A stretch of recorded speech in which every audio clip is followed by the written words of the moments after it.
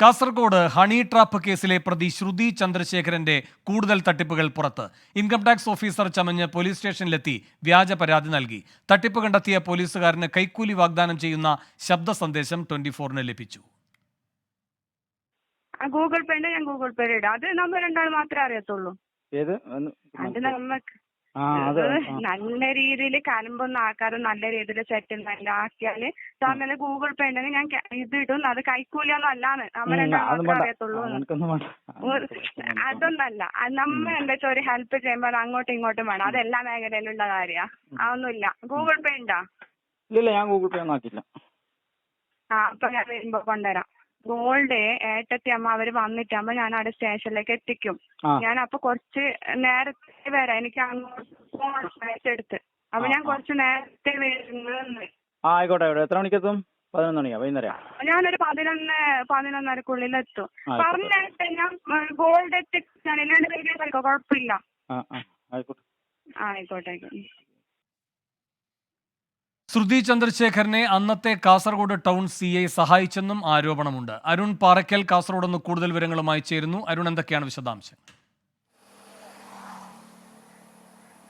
വേണു, 2021 ജൂണിൽ ശ്രുതി ചന്ദ്രശേഖരൻ കാസർഗോഡ് പോലീസ് സ്റ്റേഷനിൽ നൽകിയ ഒരു പരാതിയുമായി ബന്ധപ്പെട്ടുള്ള കൂടുതൽ വിവരങ്ങളാണ് ഇപ്പോൾ പുറത്തു വരുന്നത്. അന്ന് കാസർഗോഡ് ടൗൺ പോലീസ് സ്റ്റേഷനിലേക്ക് ശ്രുതി ചന്ദ്രശേഖരൻ എത്തി പോലീസുകാരെ പരിചയപ്പെടുന്നത് ഇൻകം ടാക്സ് ഡിപ്പാർട്ട്മെന്റിന്റെ സബ് ഇൻസ്പെക്ടർ എന്ന ഒരു വ്യാജ ID കാർഡുമായാണ്. ആ വ്യാജ ID കാർഡാണ് നമ്മളിപ്പോൾ പുറത്തുവിടുന്നത്. ആ വ്യാജ ID കാർഡ് ഈ പോലീസുകാരൻ അന്നത്തെ GD ചാർജ് ഉണ്ടായിരുന്ന സീനിയർ സിവിൽ പോലീസ് ഓഫീസറായ പ്രമോദാണ്. ആ പ്രമോദിനെ കാണിച്ച ആ വ്യാജ ID കാർഡാണ്. ഇൻകം ടാക്സ് ഓഫീസറാണെന്നാണ് അന്ന് ഈ ശ്രുതി ചന്ദ്രശേഖരൻ പറഞ്ഞിരുന്നത്.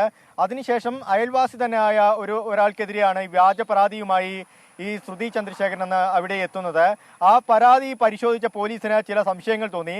മാത്രമല്ല, ശ്രുതി ചന്ദ്രശേഖരൻ സ്വയം പരിചയപ്പെടുത്തിയ ഈ ഇൻകം ടാക്സ് ഡിപ്പാർട്ട്മെന്റുമായി ബന്ധപ്പെട്ട ചില കാര്യങ്ങളിലും പോലീസിന് സംശയമുണ്ടായി.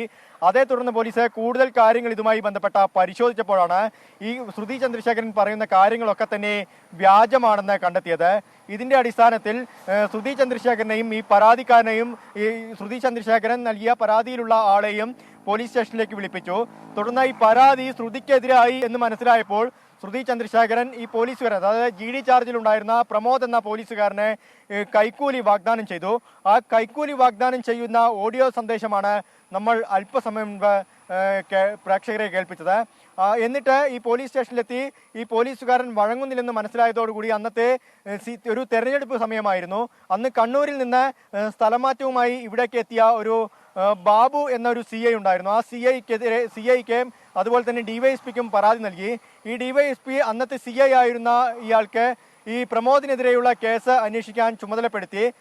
ഈ കേസ് അന്വേഷണത്തിന്റെ സമയത്ത് ഈ ഘട്ടങ്ങളിലൊക്കെ തന്നെ, അതായത് ഈ ശ്രുതി ചന്ദ്രശേഖരൻ പരാതി നൽകിയ പരാതി അന്വേഷിക്കുന്ന സമയമൊക്കെ തന്നെ ഈ പോലീസുകാരൻ പ്രമോദ് എന്ന പോലീസുകാരൻ തന്റെ SIയെയും മേലുദ്യോഗസ്ഥരെ CIയെയും SIയെയും ഒക്കെ ഈ കാര്യങ്ങളൊക്കെ തന്നെ കൃത്യമായി ധരിപ്പിച്ചിരുന്നു. പക്ഷേ ഈ അന്വേഷണത്തിന്റെ ഘട്ടത്തിൽ ഈ പോലീസ് ഉദ്യോഗസ്ഥൻ ഈ പ്രമോദിനെതിരെ, അതായത് വ്യക്തിപരമായ ചില തർക്കങ്ങൾ ഇവർ തമ്മിൽ സ്റ്റേഷനിൽ ഉണ്ടായിരുന്നു. അതുകൊണ്ട് തന്നെ DYSPക്ക് ഈ പ്രമോദിനെതിരെ ചില റിപ്പോർട്ട് തയ്യാറാക്കി നൽകി. ആ റിപ്പോർട്ടിന്റെ അടിസ്ഥാനത്തിൽ ഇപ്പോഴും ഈ പ്രമോദ് ബേക്കൽ സ്റ്റേഷനിലാണ് ഈ പ്രമോദ് ഇപ്പോൾ ജോലി ചെയ്യുന്നത്. ഈ പ്രമോദ് ഇപ്പോഴും അദ്ദേഹത്തിന്റെ ഇൻക്രിമെന്റ് കട്ടായിട്ടുണ്ട്. അദ്ദേഹം നടപടി നേരിട്ടു. ഈ നടപടി നേരിടുക മാത്രമല്ല വേണു, ഈ ശ്രുതി ചന്ദ്രശേഖർ ചില വ്യാജമായ വാട്സപ്പ് സന്ദേശങ്ങൾ കൂടി ക്രിയേറ്റ് ചെയ്തു. ഈ പ്രമോദിന്റെ കുടുംബജീവിതം തകർക്കുന്ന രീതിയിലുള്ള പ്രചരണങ്ങളൊക്കെ തന്നെ നടത്തി. എന്തായാലും വലിയ രീതിയിൽ, അതായത് ഇപ്പോഴും ഈ ശ്രുതി ചന്ദ്രശേഖരൻ നടത്തുന്ന ഇത്തരത്തിലുള്ള നീക്കങ്ങൾ, അതായത് ഈ പോലീസുകാർക്കെതിരെ അവരെ ഹണി ട്രാപ്പിൽ കുടുക്കാൻ ഉൾപ്പെടെ നടത്തുന്ന നീക്കങ്ങൾ അന്നും 2021 നടന്നു എന്നുള്ളതാണ് ഇപ്പോൾ നമുക്ക് മനസ്സിലാക്കാൻ കഴിയുന്നത്. പക്ഷേ പോലീസ് ഡിപ്പാർട്ട്മെന്റ് അന്ന് കൃത്യമായ ഒരു അന്വേഷണം ഇക്കാര്യത്തിൽ നടത്തിയില്ല. അന്ന് ഉദ്യോഗസ്ഥനായിരുന്ന CI, അദ്ദേഹത്തിന്റെ പേര് KV ബാബു എന്നാണ്, കണ്ണൂർ സ്വദേശിയാണ്. അദ്ദേഹം പിന്നീട് DYSP ആയി റിട്ടയർഡ് ചെയ്തു.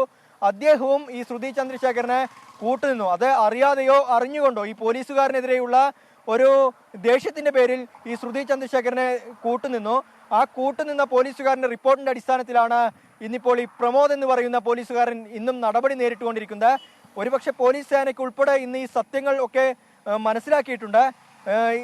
പോലീസ് സേനയുടെ ഉള്ളിൽ വരുന്ന ഒരു ആവശ്യം ഈ ശ്രുതി ചന്ദ്രശേഖരനെ ഉടൻ തന്നെ അറസ്റ്റ് ചെയ്യണം, കൂടുതൽ വിവരങ്ങൾ ഇവർ ഈ വ്യാജ ID കാർഡൊക്കെ തന്നെ തയ്യാറാക്കിയിട്ടുണ്ട്. അതുകൊണ്ട് തന്നെ കൂടുതൽ വിവരങ്ങൾ ശേഖരിക്കണം. കൂടുതൽ തെളിവുകളുടെ അടിസ്ഥാനത്തിൽ കൂടുതൽ വകുപ്പുകൾ ഇവർക്കെതിരെ ചുമത്തണമെന്നും ആവശ്യങ്ങൾ ഉയർന്നതായി വേണു. ശരി, അരുൺ പാറയ്ക്കൽ, കാസർഗോഡ് നിന്ന്.